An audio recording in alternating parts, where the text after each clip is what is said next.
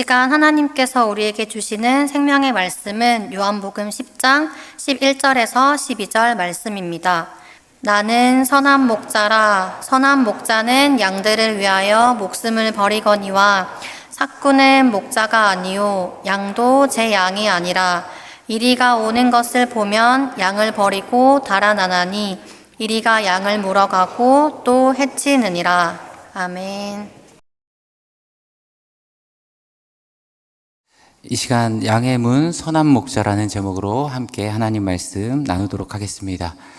요한복음 10장은 양의 문과 선한 목자라는 크게 두 파트로 분류될 수 있습니다.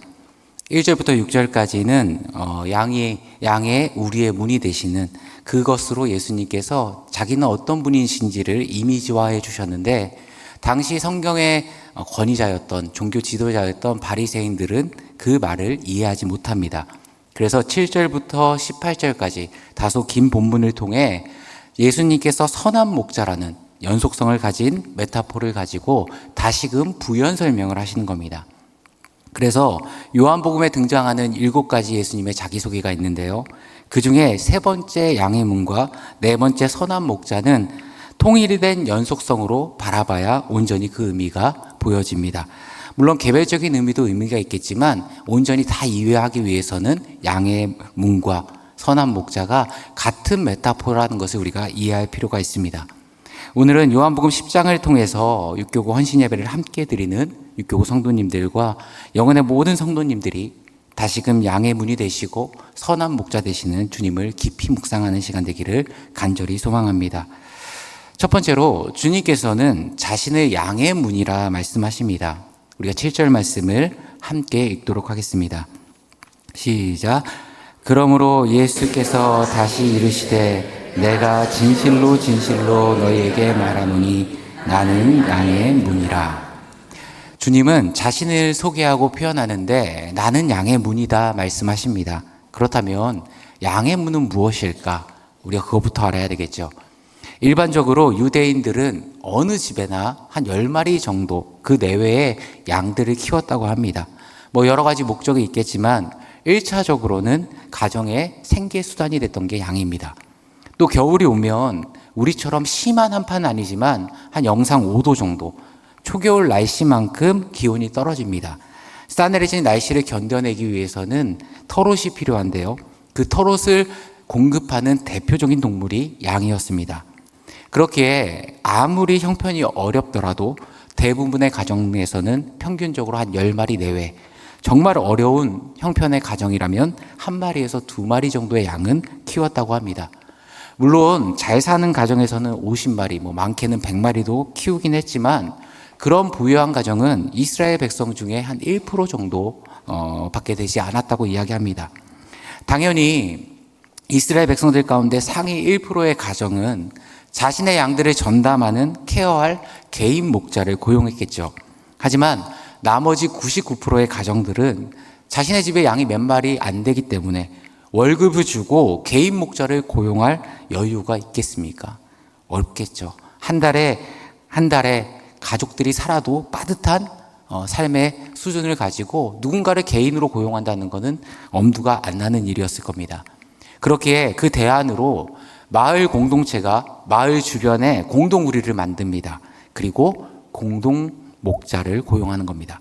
그래서 그 공동 목자에게 일정 부분의 양들을 맡긴 가정들이 십시일반해서 그 삭을 제공하는 거죠. 그렇게 고용된 목자는 자기에게 배당된 양떼를 데리고 잔잔한 물과 푸른 초장으로 양떼를 인도하고 목초를 먹이고 양육합니다. 그 내용이 3절 이하에 나오는데 3절에 보시면 문지기는 그를 위하여 문을 열고 양은 그의 음성을 듣나니 그가 자기 양의 이름을 각각 불러 인도하여 내느니라. 자기 양을 다 내놓은 후에 앞서가면 양들이 그의 음성을 아는 고로 따라오되 타인의 음성은 알지 못하는 고로 타인을 따르지 아니하고 도리어 도망하느니라. 주님께서 자신을 양의 문이라 이야기했을 때 바리새인은 이 비유를 들었지만 그 안에 궁극적으로 이야기하고자 하는 핵심을 파악하지 못했습니다. 이 구절에서 핵심 키워드는요, 바로 음성입니다. 목자의 음성입니다. 목자가 자기 양의 이름을 부르면 양들은 목자의 음성에 반응해서 목자를 따르는 겁니다. 실제로 양들은요, 각각 자기 이름을 다 붙여준다고 합니다. 우리는 목자가 아니라서 뭐 이렇게 보면은 그 양이 그 양 같고 뭐 다 똑같아 보이지만 자세히 보면은 체형도 조금씩 다르고요. 외형도 다르고요. 각기 얼굴 모양도 다르고 각기 나름대로의 다름이 존재합니다. 우리가 강아지나 뭐 고양이를 집에서 키운다 하면 그 강아지나 고양이한테 이름을 붙여주잖아요. 뭐 TV 동물농장 같은 데 보면은 다 같은 사자라고 해도 이름들이 다 있잖아요. 양도 마찬가지입니다. 태어나면은 이름을 지어주고요. 새롭게 사들이면은 이름을 붙여줍니다. 그런데 양이라는 동물이 참 신기한 게 어떤 이름이 좋을까요? 만약에 민영이라고 치면 민영이가 양 물속에 있습니다. 그래서 다른 사람이 민영아 이렇게 부르면요, 나오지 않아요. 어떤 반응도 보이지 않고 미동하지도 않습니다. 그런데 목자가 민영아 부르면 그 속에서 음메 하고 나옵니다.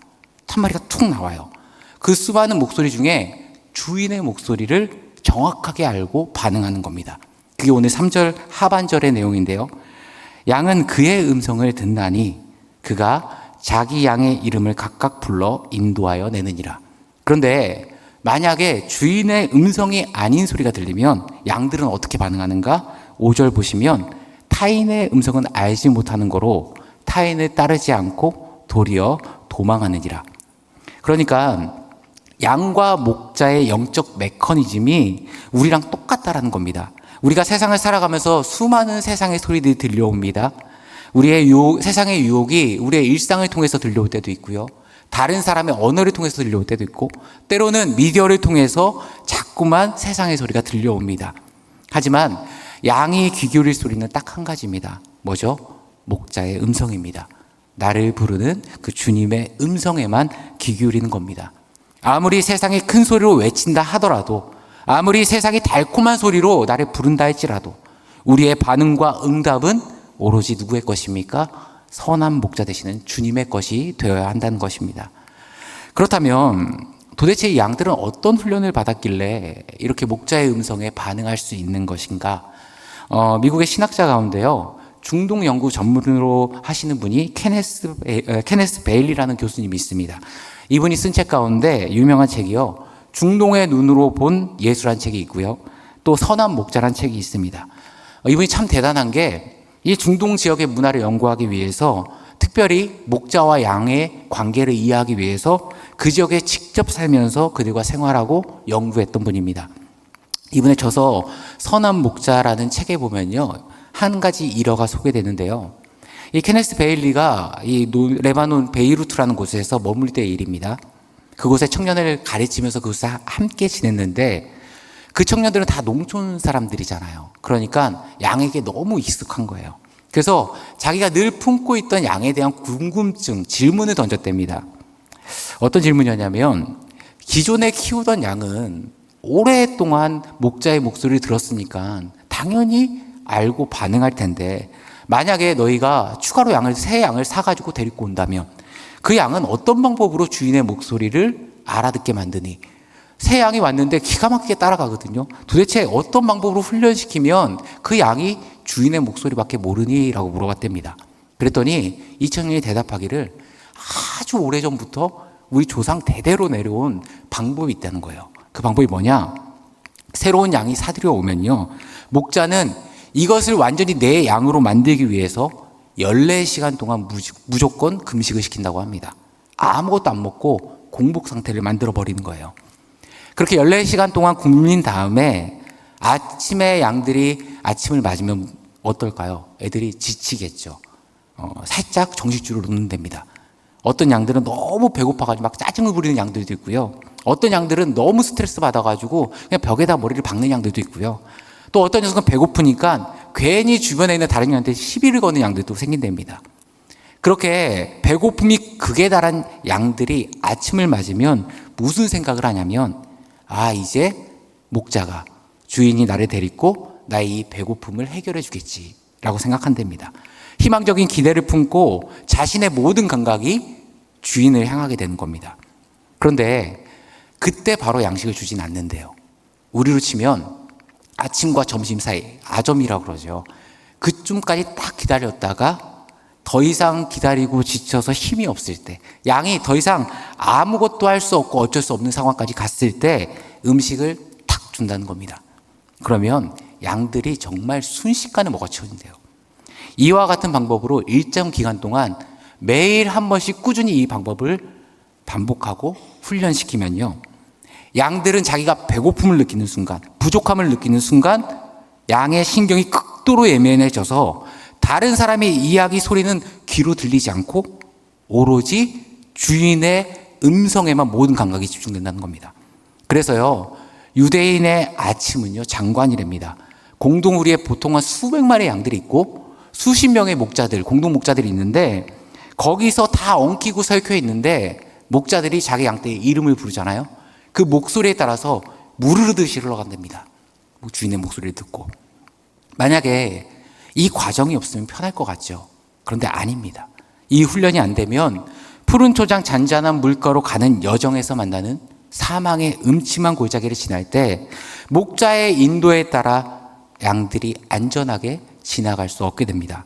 그렇게 이 훈련은요, 양의 안전과 생존에 직결된 훈련이라는 겁니다. 우리 인생도 마찬가지입니다. 여러분의 인생 속에 배고픔과 허기짐이 다가올 때가 있습니다. 자녀의 진로 진학에 허기짐을 느끼는 성도님들도 있을 것이고, 어떤 성도님들은 건강과 배고픔에 건강에 배고픔을 느끼는 성도님도 있을 겁니다.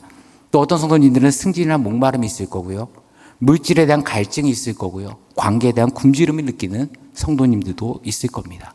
이미 그 문제를 가지고 수도 없이 기도했고 내 인생 가운데 이제는 아침이 밝을만 하는데 여전히 해결되지 않는 내 인생의 배고픔과 갈증과 굶주림에 절망감을 느끼는 성도님들이 이 가운데 계실지 모르겠습니다. 하지만 우리가 목자와 양을 통해서 알 수 있는 메시지는 뭡니까? 하나님께서 우리에게 주어진 인생의 배고픔, 그 허기짐을 통해 궁극적으로 어떤 주님의 양을 만들어가기 위함입니까?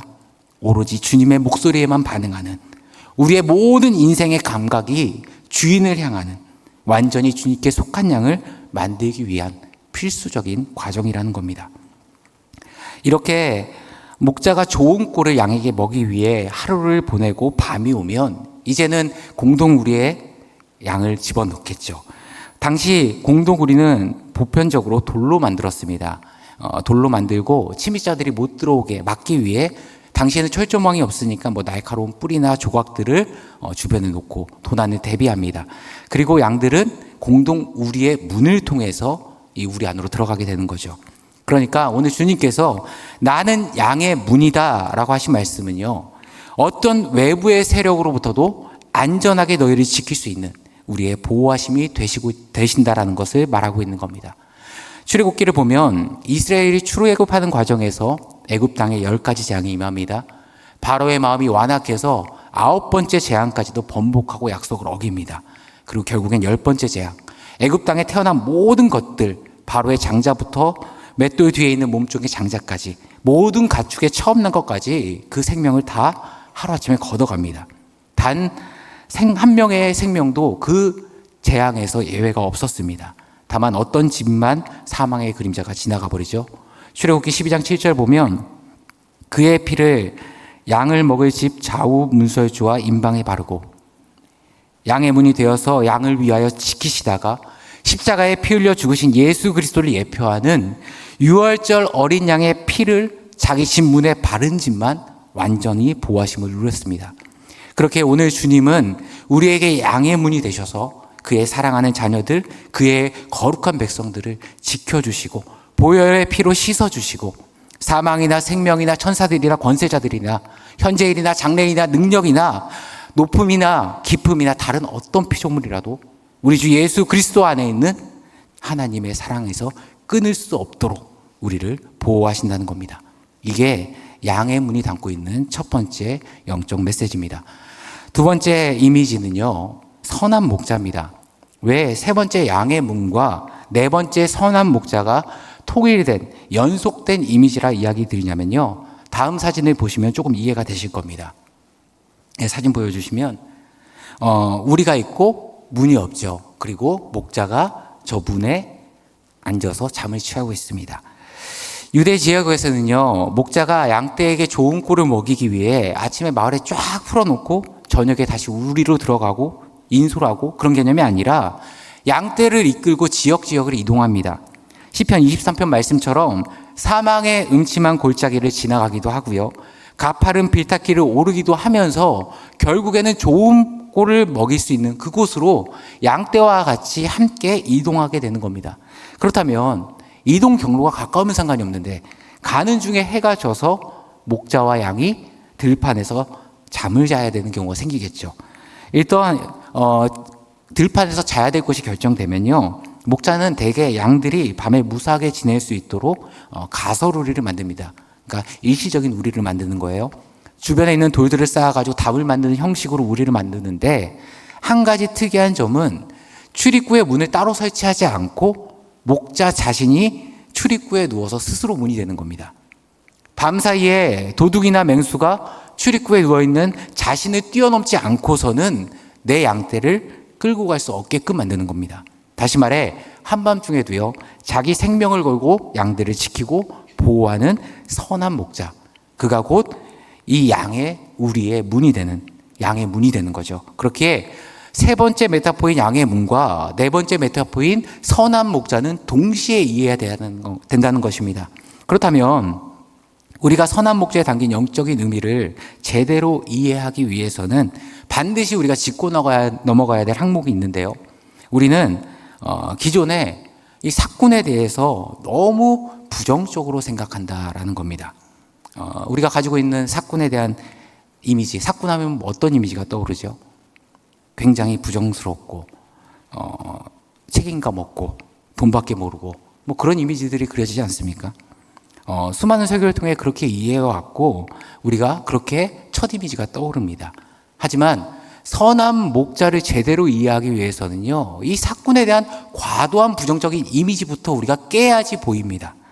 아까도 말씀드렸지만 형편이 좋은 집을 제외하고 거의 대부분의 마을 사람들은요, 십시일반 고용비를 모아서 자신의 양들을 맡아줄 사꾼에게 돈을 줬습니다. 그리고 고용했습니다. 그렇게 고용된 고용 목자는요, 우리를 관리하고 자기에게 부여된 양떼를 지키는 역할을 하죠.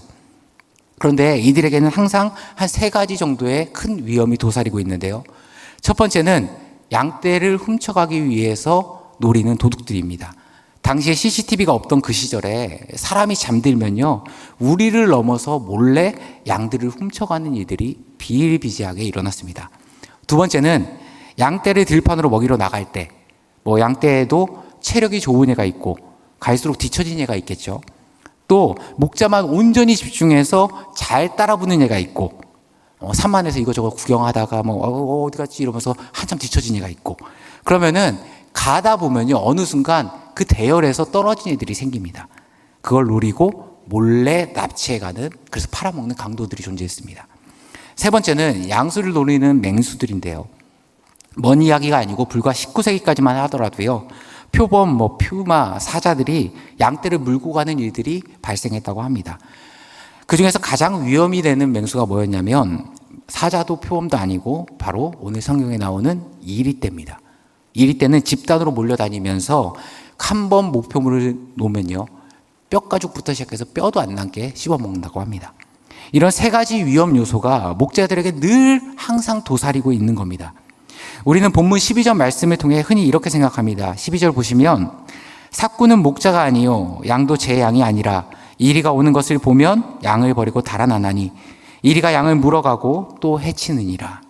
이거 보면 어떻게 참 그러냐, 사꾼 사명감 없는 놈, 어떻게 목자라는 놈이 양을 버리고 지 혼자 살겠다고 이렇게 생각합니다. 맞죠? 대부분 그렇게 생각합니다.